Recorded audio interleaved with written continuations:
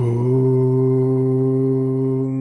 Niranjanam Nityam Anantarupam Bhaktanukampa Dhritavigraham Vai Ishavataram Parameshamidhyam Tam Ramakrishnam Shirasa Namama Jananim Saradam Devim Ramakrishnam Jagatgurum Padapadme Tayo Sritva Pranamami Muhurmuhu Namasri Yatirajaya Vivekananda Surai Satchid Sukhaswarupaya Swami Tapaharini.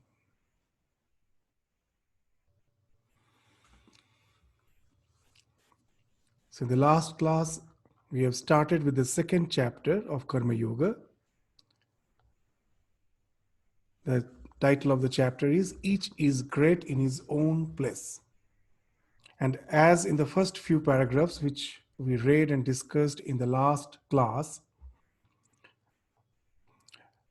we saw that Swamiji is first starting with the concept of three guna, the three gunas, Sattva, Raja, and Tama. Tamas is the inertia or darkness, Rajas, activity, and Sattva is the equilibrium, the calmness, the balance.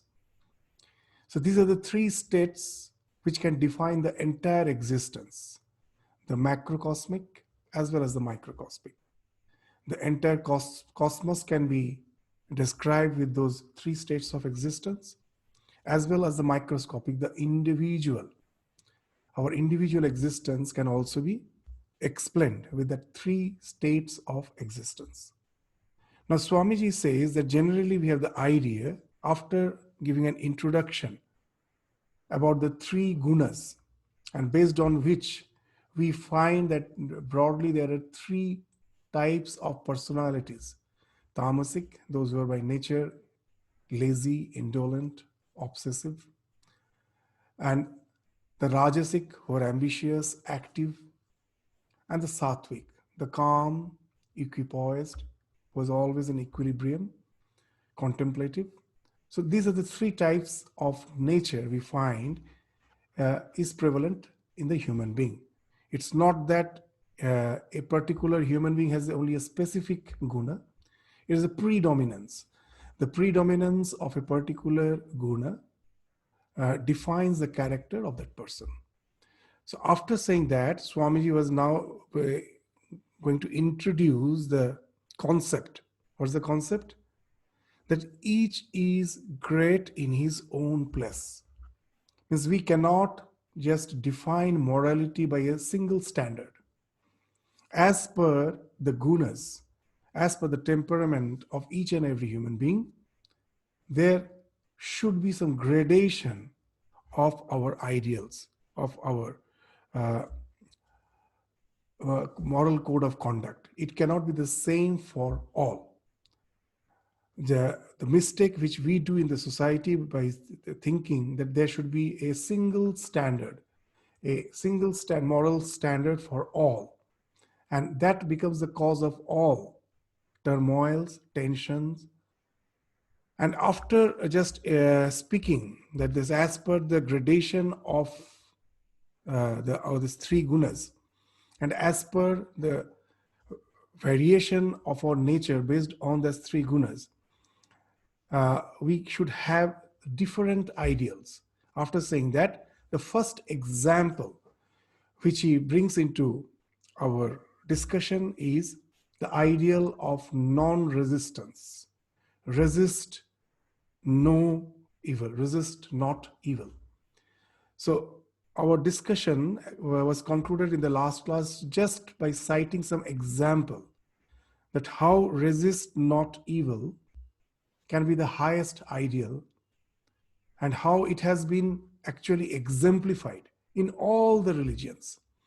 The prophets, the divine incarnations, in all the religions you will find at last is exemplifying, is a demonstration. Their life is a demonstration to the fact that when you get established in the highest ideal, you don't resist any evil. Your love, your compassion becomes so encompassing that you start treating people as they should be, not as they are. In English, there is a very nice proverb.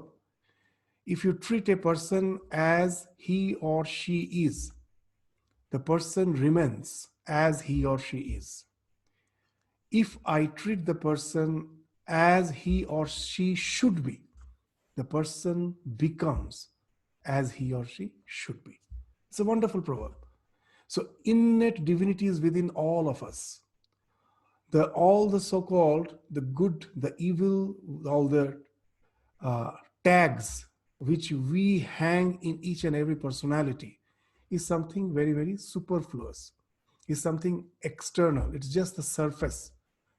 Within, in the core of their being, each and everyone has the potentiality to realize his divine nature, his or her divine nature, and get established in it.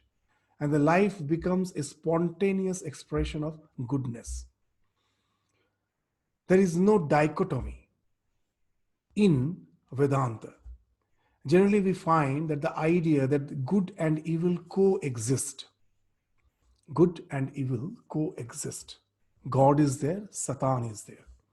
In the Abrahamic religions, we have that idea of this dualistic existence of good and evil, light and darkness. In contrast, in Vedanta, you find the idea that everything is good. And naturally, the question comes, how can everything be good? Is not the evil palpably visible in the world? Then how can everything be good? According to Vedanta, the idea is everything is potentially good, potentially perfect. Evil is just an expression of the fact that the potentiality couldn't be realized for certain reasons. To give an example, a seed has the potentiality to become a huge tree. But suppose that seed is sown in a land which is extremely wet. It is clogged with water. Then what happens? The seed will get rotten. It won't sprout. And if the land is dry and arid, then also the seed will die. The dead, dry seed, the rotten seed are not evil. They are just the expression of the fact that the huge potential, that the potentiality to become a huge tree was there, but it didn't find proper environment to express itself. And that's why it is finding expression as something which we term it as evil.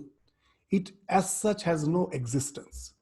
It's the failure, it is our lack of proper environment to manifest that inherent goodness which is in all of us.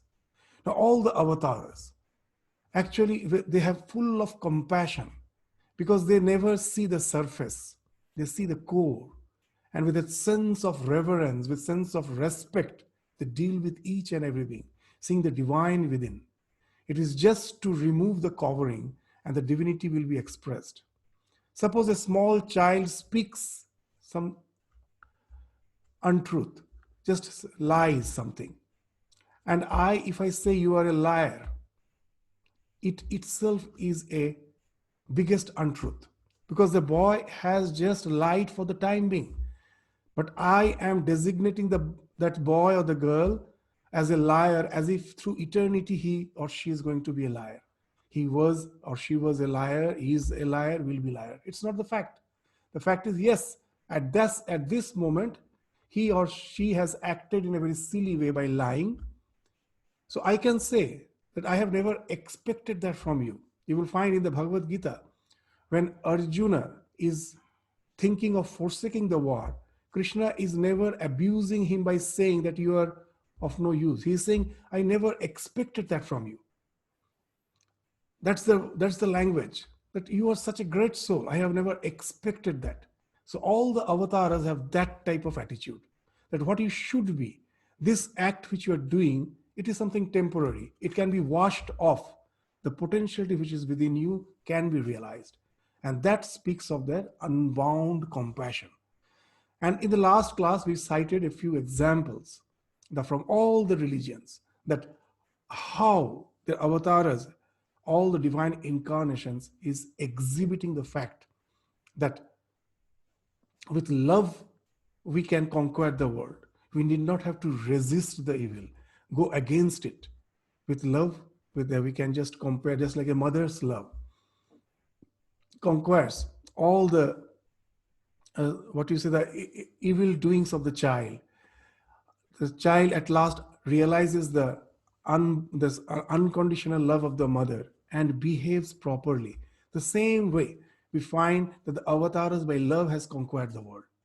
And not only in their lifetime, even after their life, even thousands of years after they have departed from this physical existence, still they continue, you will find they continue to influence the entire humanity.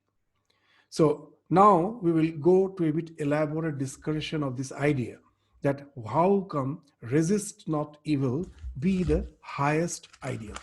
So let us just start with the paragraph. I will share the screen so that you can also just avail the script which will be in front of your screen. So here, from here we start to illustrate. All great teachers have taught, resist not evil. That non-resistance is the highest moral ideal. Now, how come it be the highest moral ideal? So just let us have an understanding that how come resist not evil, non-resistance, be the highest moral ideal. We generally think if something evil is there in the society, we have to resist it. But as from the highest standpoint, Swamiji is saying, and as we have already seen in the last class, that all the divine incarnations actually exemplifies the fact that non-resistance of the evil is the highest ideal. Now, to understand this, we should have some basic idea of what scripture says about our existence. So in all the religions, the idea is we, as a soul, as a being, in our original state of existence, are pure, unadulterated. Somehow there is a fall. In Christianity, they say Adam fell. In Hinduism, we speak ignorance. Because of ignorance, I am in a state which is not the reality. The fall of the Adam also speaks of that he was one with the divine, he was in association. Adam and Eve were in the association with the divine. And for certain reasons, that eating that fruit of knowledge, they are just as if there's a fall. Very interesting.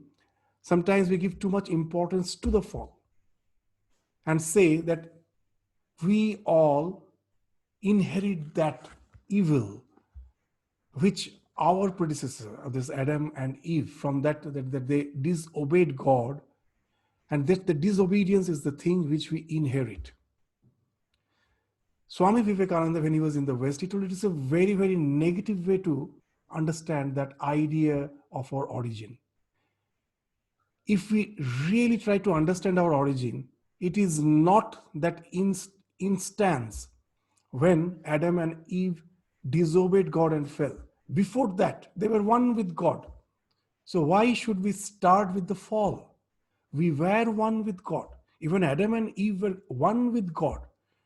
It was a singular act of disobedience that made them the fall. That doesn't mean that the fall is the cause of our inheritance, that thing. We are all inherently pure, perfect. So in Vedanta also they speak of that. In the ignorance, because of ignorance, what happens?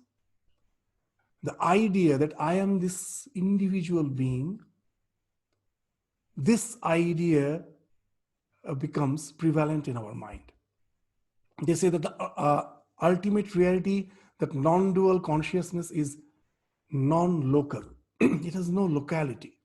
The moment it gets, the moment it gets uh, identified with this psychophysical existence, நீங்க தான் கரெக்டா இருக்கீங்க வீட்டுக்குள்ளேயே.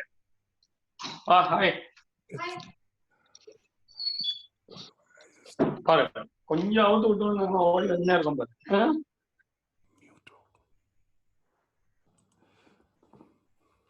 So, whenever we there's the identification, how it comes, that we are not aware. That in our Vedanta also they say, suppose it's something. This association is also something apparent, not real.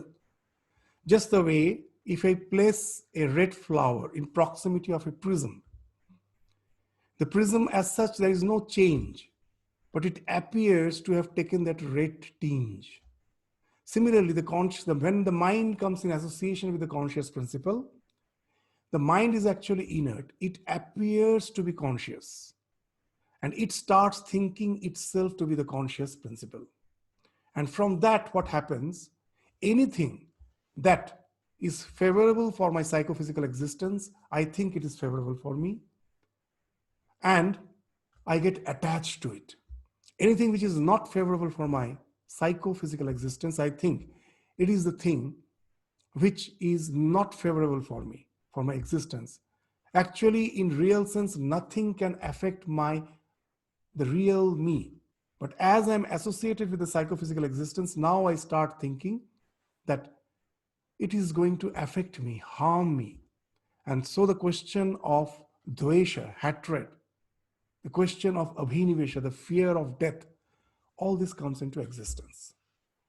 And the moment this attachment, hatred, fear comes into existence, immediately what happens? The question of resistance comes.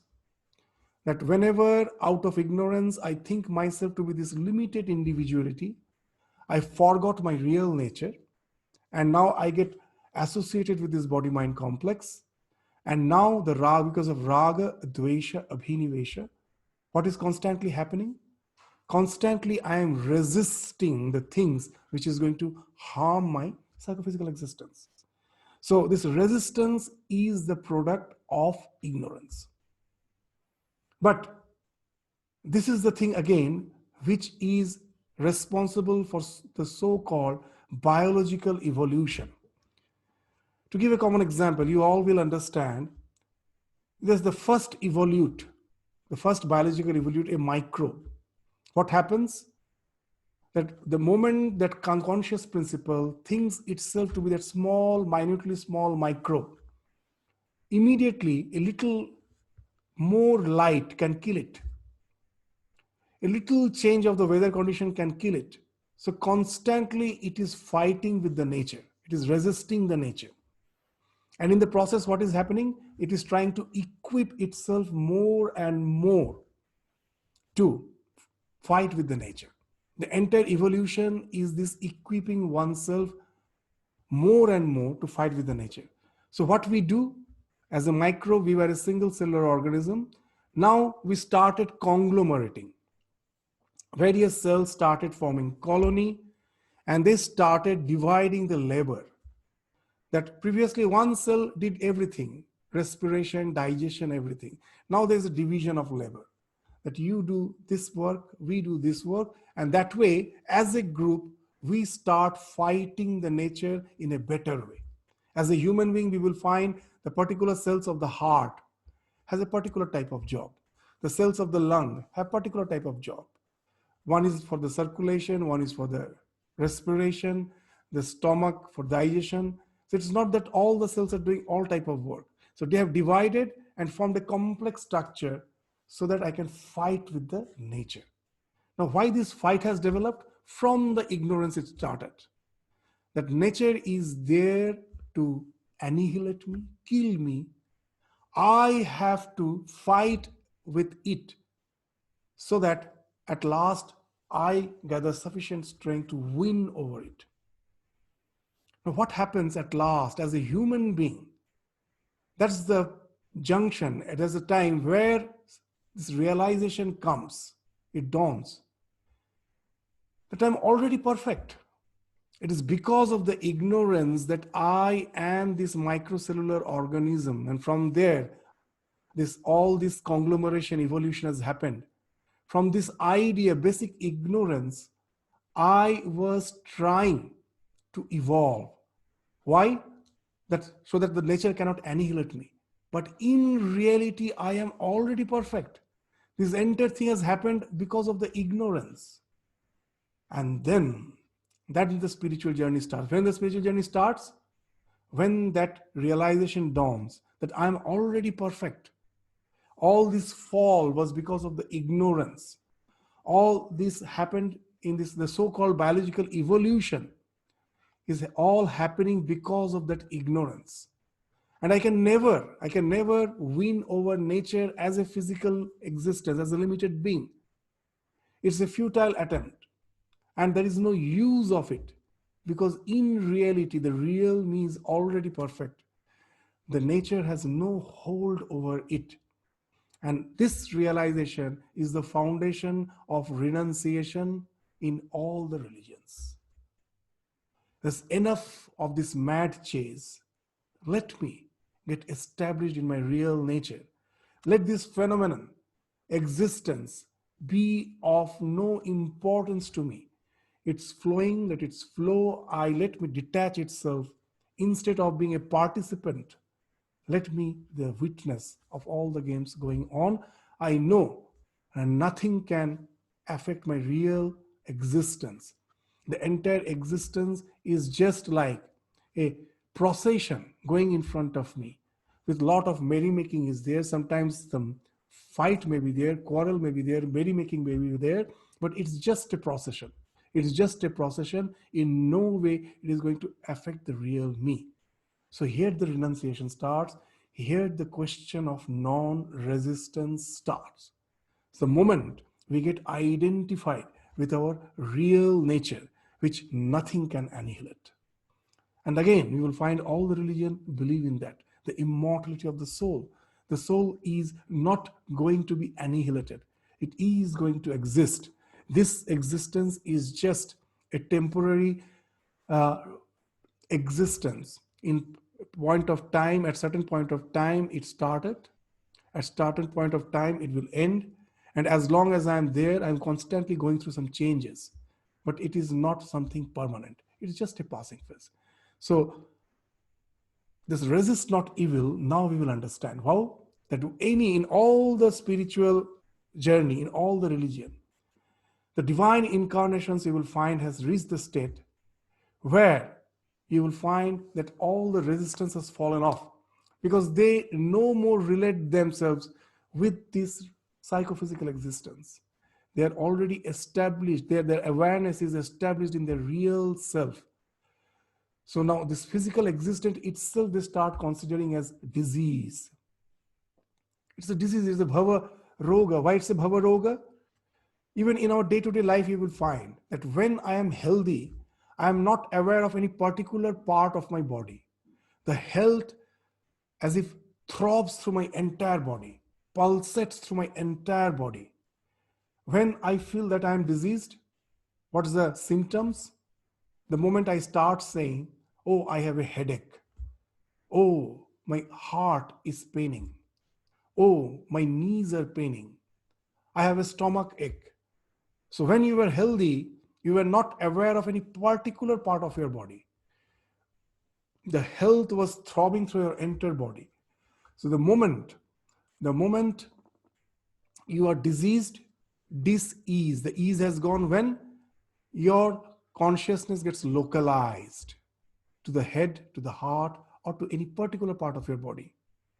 So that's the sign of disease. Similarly, the non-local consciousness, which alone is the reality, the moment it starts getting localized in the psychophysical existence, the disease starts. That's the bhava roga.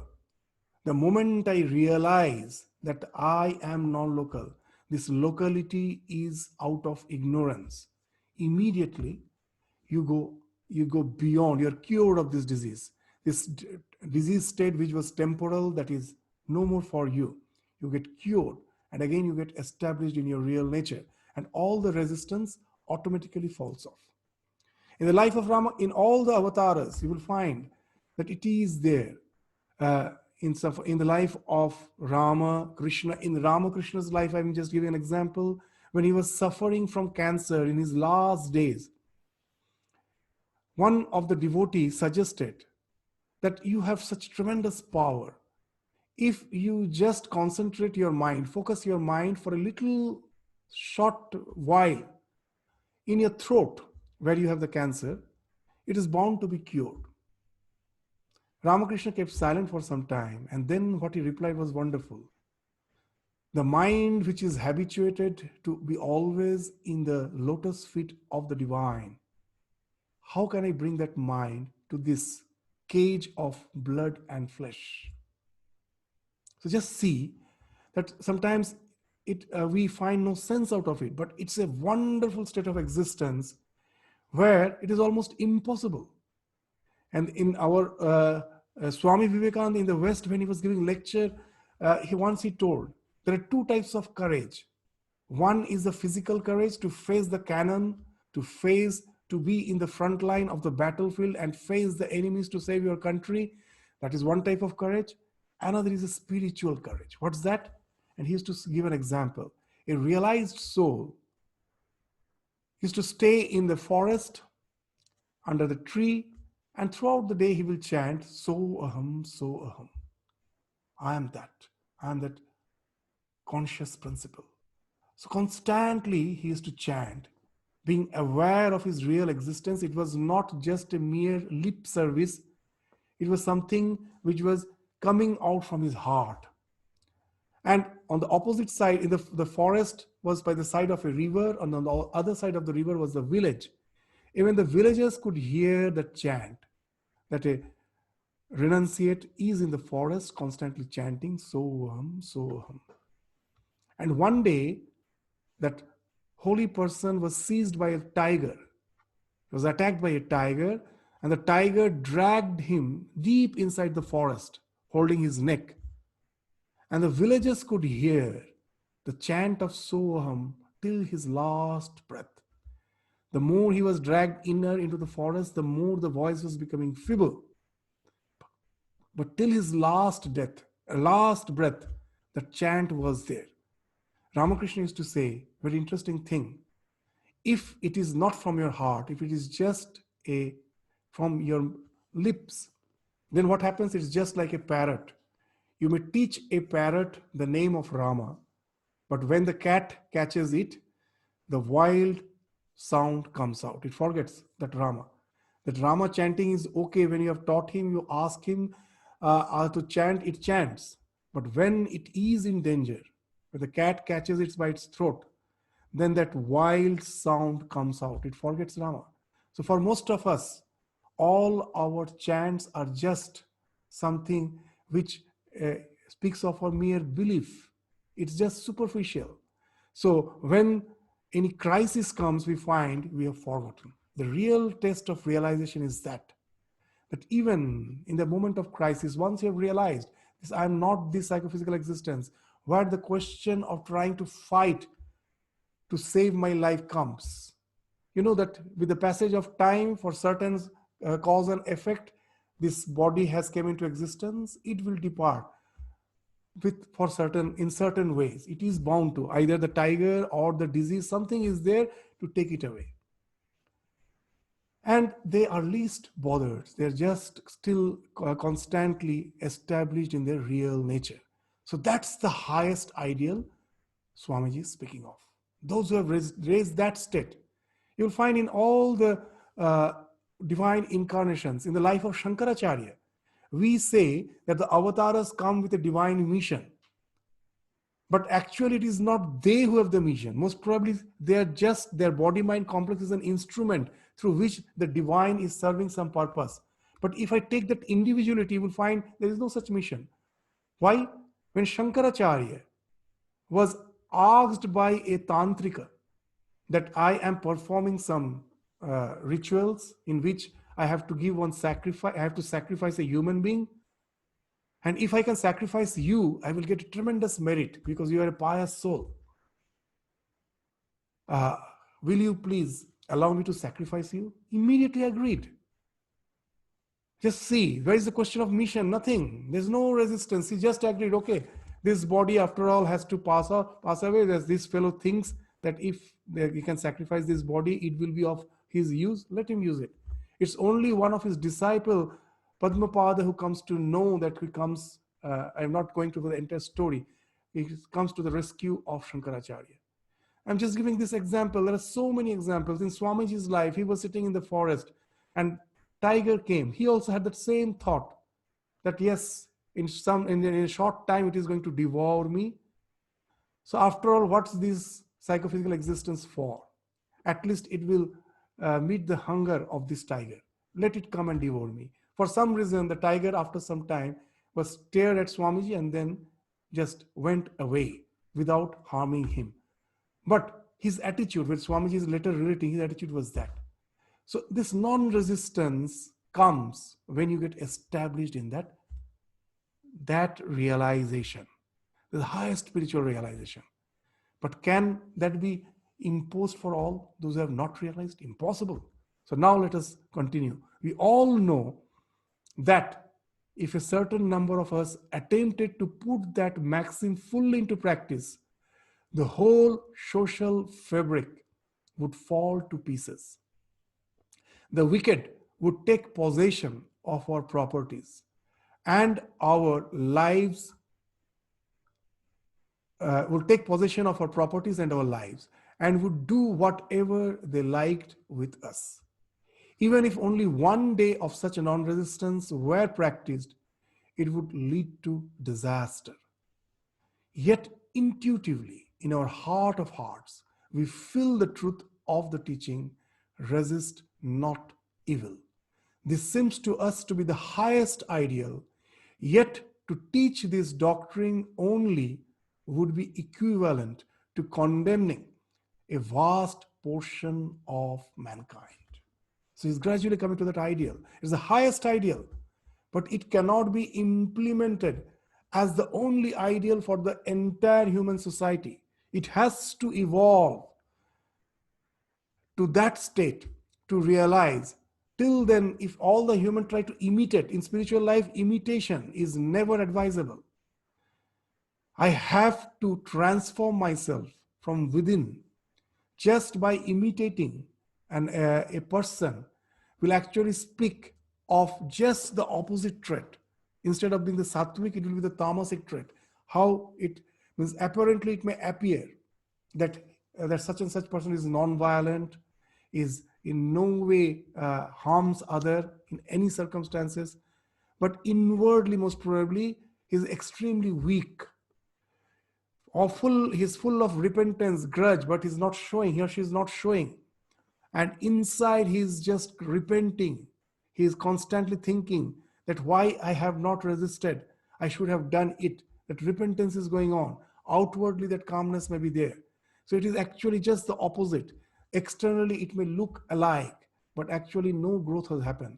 It has actually led to the degradation. So that's the idea which Swamiji is trying to bring home.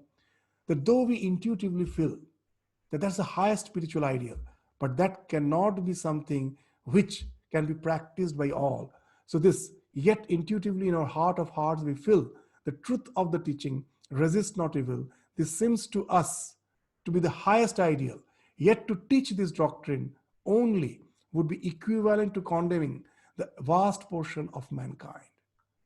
Now, the next thing, not only so, it would be making men feel that they were always doing wrong.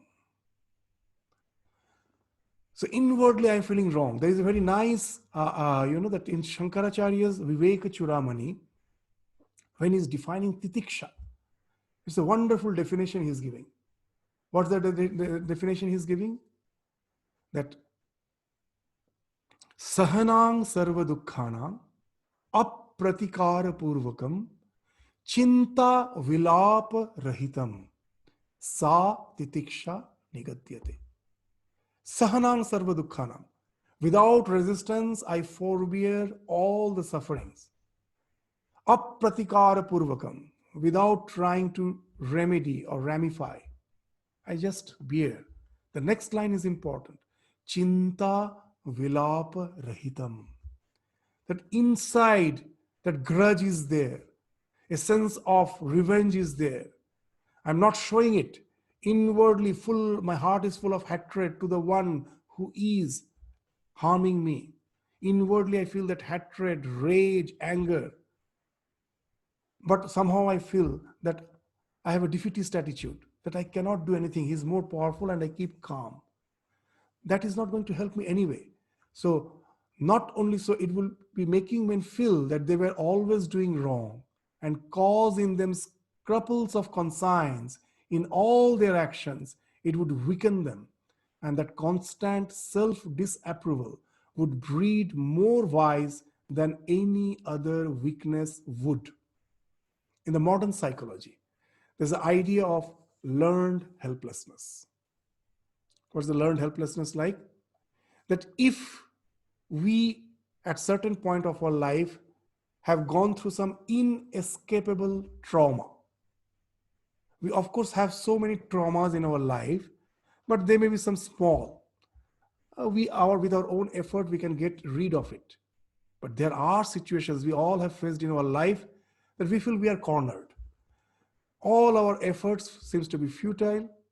The trauma is inescapable.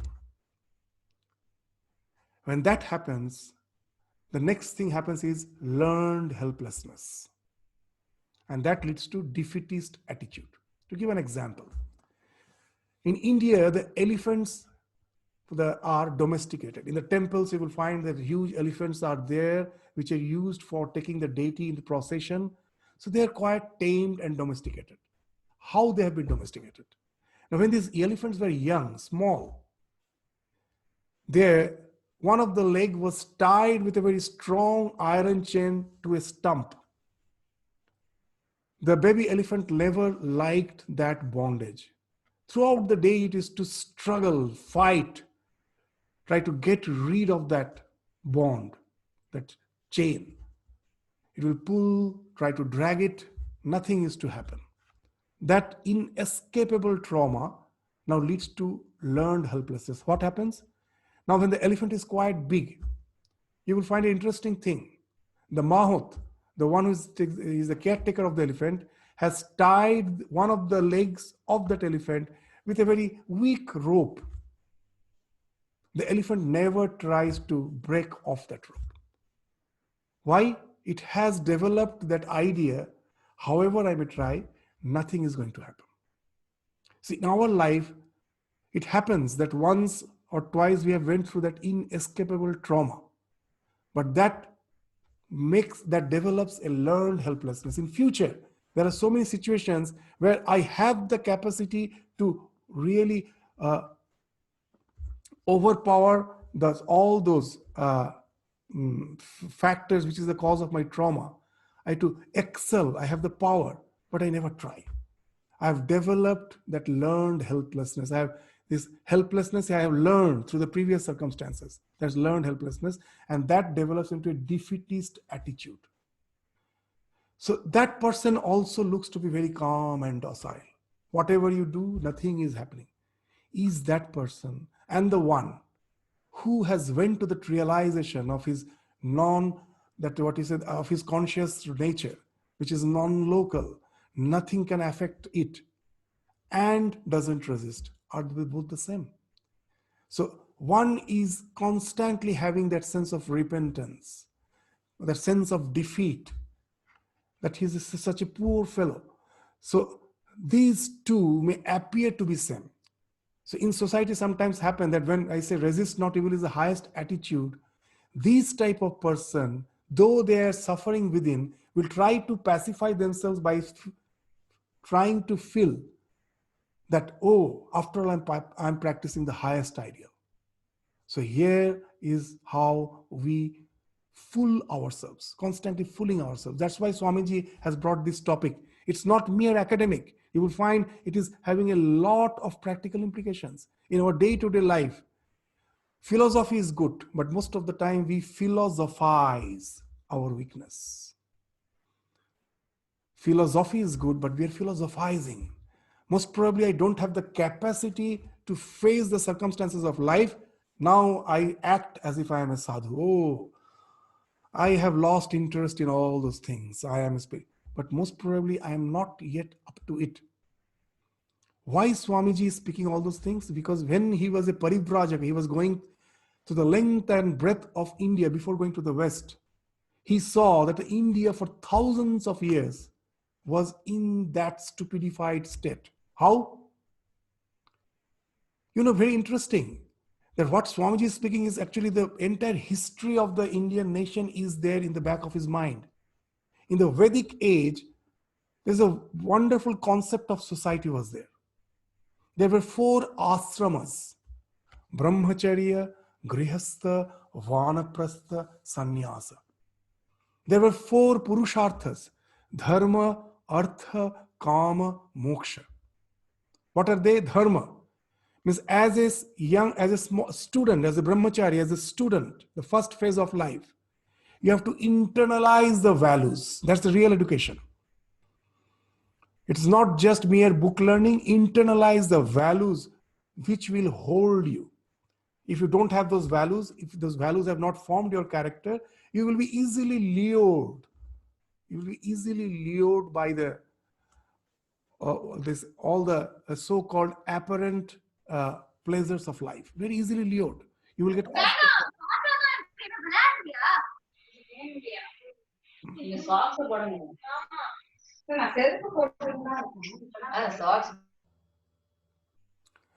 So you will be easily lured by the so-called all the apparent pleasures of life. It is very easily you will be lured. So that's why the brahmachari dharma is the main purushartha for the first stage of life, for first ashrama. And then as a grihastha, very interesting. When you enter the householder's life, after training yourself, after internalizing the values, now you are an integrated personality. With that integrated personality, you are an householder. You have your family. Now they're not saying that you just think of God. Artha kama. You acquire wealth. You fulfill the desire, sensuous pleasures of life. That is quite okay. But yes, as you have integrated your personality with the dharma, with all those values that you have internalized. So now what happens? You don't go off the track. In a rightful way, I earn my living. I enjoy the sensuous pleasures of life. Perfectly okay. After that, when I'm going to the state of Vanaprastha, I'm getting sufficiently old, the children have grown up. Now I retire. Now gradually the life has taught me this is not the be all and end all of my existence. I have reached the plateau. What I had to gain in my life, I have gained. But the life has a purpose. What's beyond that? Then that purpose of that life, the another dimension of the existence, that starts dawning in our mind. In a gradual course, then it starts dawning in our mind. And then we start that inner culture, the Vanaprastha. In the Vanaprastha sannyasa, they are thinking of the moksha. That's the general course. Yes, there may be some brahmacharis who, because of their some good deeds in the past birth, have developed the idea of impermanence in quite early in their life. So brahmacharya was compulsory for all. So they were allowed to skip the state of grihastha and vanaprastha and go to the sannyas directly. In Brihadaranyaka Upanishad, there is an injunction.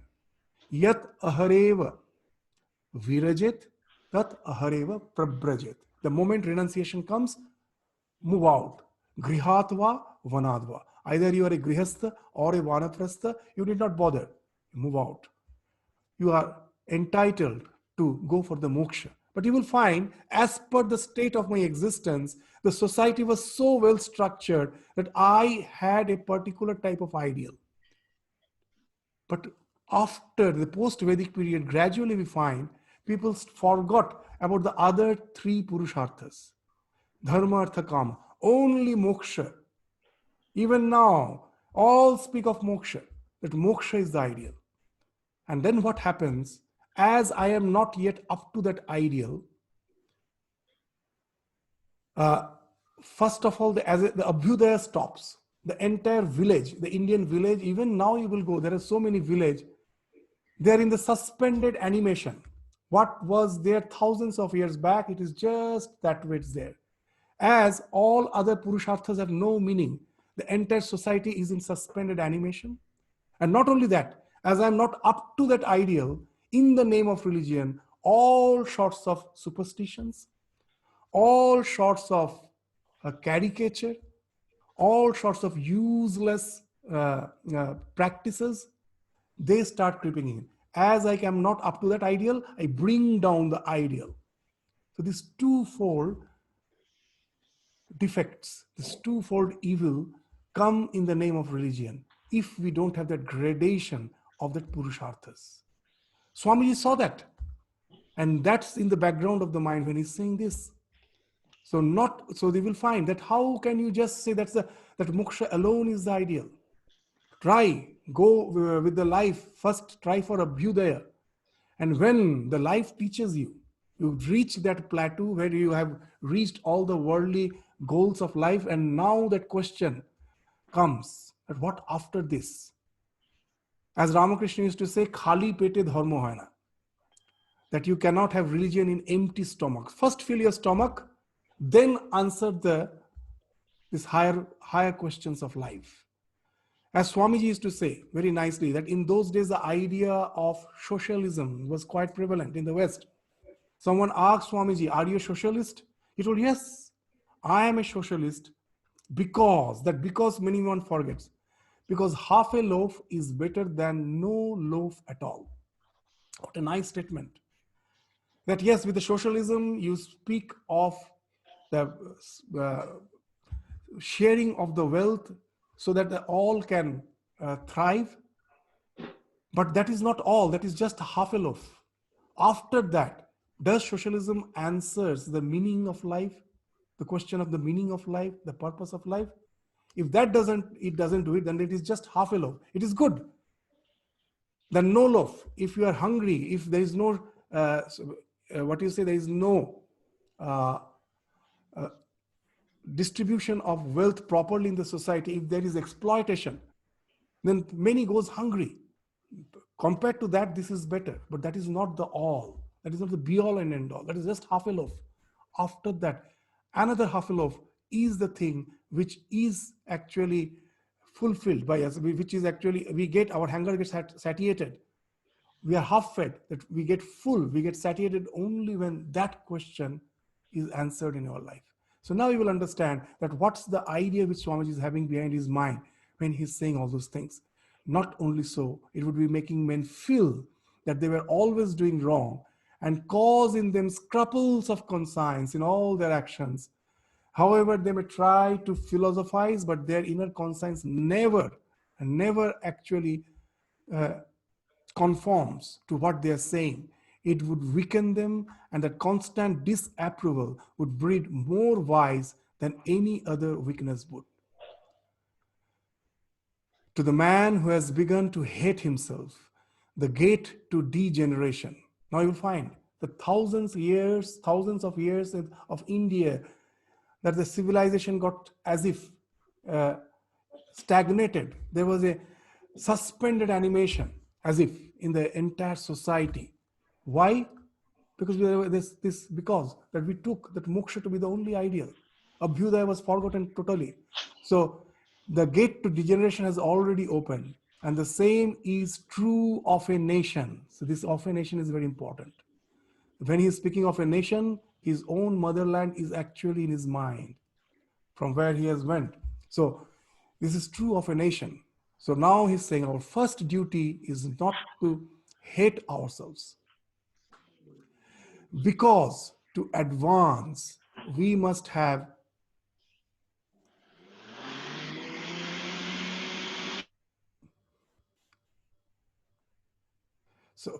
you all please mute. It is again and again creating disturbance because a lot of noise is coming. So I have muted you all. So please make it sure it remains mute. Only at the end of the class, When the question answer session is there, you may unmute. So that will help us in having the class without any disturbance.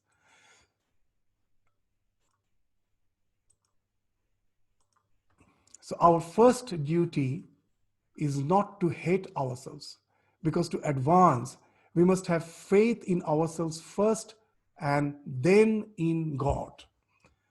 This is the idea, very wonderful. Swamiji is again and again saying that we have so much faith in God, but we have no faith in ourselves. So he said, forget about the gods. First have faith in yourself. Then you may think of faith in God. In one of his famous quotations in other places, he is an atheist who doesn't have faith in himself. You may have faith in all the 33 million gods and in all the gods which the foreigners have brought in your midst and still have no faith in yourself. There is no salvation for you.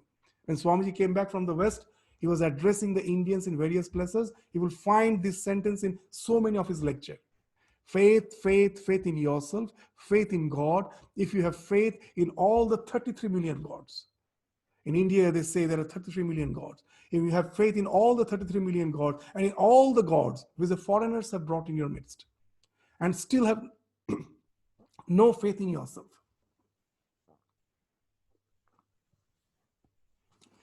there is no salvation for you. So why is sin?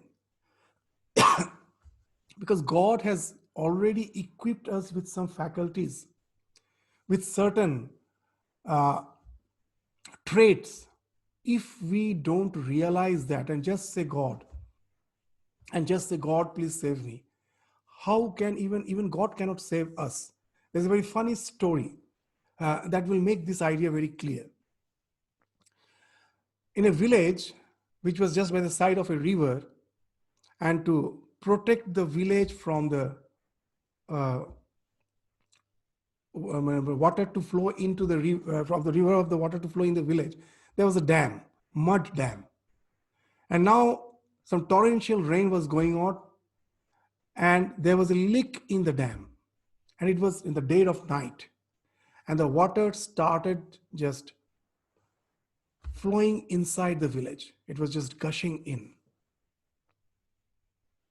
And as the villagers were asleep, a few who got aware of it, who somehow saw it, they started running throughout the village, waking up all and asking them immediately move out. The village is going to be flooded in no time. So all understood the situation, and they all started packing whatever essentials they needed immediately, the basic things they need, and started moving out of the village. Now there was a devotee of Krishna in that village who throughout the day will just worship his Lord. He had a very nice deity, and constantly he will offer flowers, incense, and throughout the day he's busy in worshiping his Lord. Now when all told that run out, he told, no, you all don't have faith in the Lord. I have faith. I have faith in my Krishna. He is not going to leave me. He will save me. If you don't have in the Lord, you try your own. You just move out. Just leave me alone. I know the Lord will save me. So now the people couldn't wait for him. So they all started running. After some time, the water level started rising. It came almost up to the level of the knees. And now in the village, there are so many small children. The older people are there. All cannot run. So to help them out, from the village panchayat or from the government, some 4-wheelers were arranged so that they can board these 4-wheelers and can move out of the village. So all were getting up on those 4-wheelers. So there were some youths, some 4-wheelers, so they were all moving out. So now again, the worshipper, when other insisted, now please come. He told, no, you don't bother about me. I know Lord is there to save me. So he was holding to the feet of the Krishna and he was just chanting name of Krishna, and all the villagers left. As much as the possible, the 4-wheelers took them out. Now still some were remaining. The water level was still rising. It almost came to the level of the chest. And now speedboats came, a few speedboats came. It was arranged by the government. It came. Now those who were remaining, they also were taken away by that speedboat. But the devotee still insisted, oh, please don't bother about me. Lord is there to save me. The water level went on increasing. It was up to the neck. Now he alone was remaining. All have been rescued. So at last, a helicopter came and threw a rope. And they shouted, please hold it, we will pull you up. Still, he told, oh, please leave me alone. I know the Lord is going to save me. So now, finding no other way, the helicopter left. After some time, the flood waters, the flow was so strong, the current was so strong, this man was washed off. He drowned and died. But after all, he's a devotee. After his death, he went to the heaven, the Vaikuntha Loka. And when he was facing Krishna, Krishna was sitting there in the throne, and he just went to in his presence, he was facing Krishna, he was full of anger. He was not looking at Krishna. The Krishna asked, what has happened? He told, you didn't save your devotee. I was there waiting just waiting for you. I had so much faith in you, and yet last you didn't save me. Then the Krishna told a very interesting thing. It is just to save you. Seeing you praying so intensely, it is just to save you. It is I who arranged to sail that four-wheeler. It is I who arranged to sail that speedboat. It is I who arranged for that helicopter. You availed none. So the moral of the story is that Lord has given us so many faculties. As a student, I don't study. Before the exam, I just pray to Mother Saraswati, and I'm going to have a good result. I won't study, and every day I do some chanting. Am I going to get a good result? The God has given me those faculties, I don't use. So that's why he's saying that unless all those faculties are properly used, which are God-given, how can you say you have faith in God? You don't have faith in the faculties given to you by God, and you say you have faith in God. It's a self-contradictory sentence. So that's why our first duty is not to hate ourselves. If I really believe in the divine, have faith in yourself. The God has provided you with all those faculties. Use them. Use them. And then you can say that you really have the faith in God. Because to advance, we must have faith in ourselves first, and then in God. He who has no faith in himself can never have faith in God. So what a bold statement. Therefore, the only alternative remaining to us is to recognize that duty and morality vary under different circumstances. Not that the man who resists evil is doing what is always and in itself wrong, but that in the different circumstances in which he is placed, it may become even his duty to resist evil. So now Swamiji is gradually bringing that point, is making that point clearer, so that there's a gradation. Just don't think that resist not evil is the ideal for all, that moksha is the ideal for all, and we start behaving, imitating the saint. And actually, it is the Swamiji is very nicely used to say the shortest way to tamas is through the feigning of sattva. If you are feigning that you are a sattvic, there's the shortest way to go to the state of the tamasic state. And that's what Swamiji is indicating in this paragraph. So now he will give the example from Bhagavad Gita. So that portion we will again take up in the next class. So with this, we stop our discussion today. So I may unmute you all. If any one of you would like to place question, you can have some question.